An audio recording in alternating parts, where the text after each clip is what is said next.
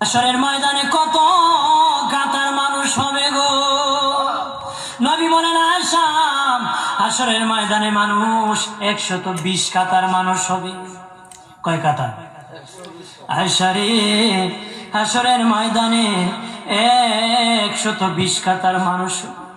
আয়েশা সিদ্দিকা বলেন ইয়া রাসূলুল্লাহ, ইয়া রাসূলুল্লাহ, আমি জানতে চাই আপনি রাসূলুল্লাহর উম্মত কত কাতার হবে? নবী বলেন আয়েশা, আমি রাসূলুল্লাহর উম্মত 81 কাতার হবে। আয়েশা বললেন ইয়া রাসূলুল্লাহ, দিনের নবীজি 80 কাতার দিয়ে আপনার উম্মত হবে, আপনার উম্মতকে কেমনে আপনি চিনবেন? নবী বলেন আয়েশা রে, আমার উম্মতকে 3টা পরিচয় আমি চিনব। 1 নম্বর পরিচয়, আমার উম্মতের কপাল থেকে নূর চমকাবে, নূর চমকাবে। নবী বলে বাবা সাহাবীরা, অসংখ্য ঘোড়ার মধ্যে যদি কিছু চান কপাল্লা ঘোড়া হয়, এইগুলা চিনতে বড় সহজ হয়।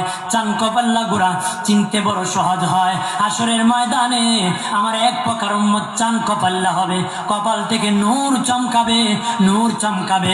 তখন আমি বুঝতে হাশরের ময়দানে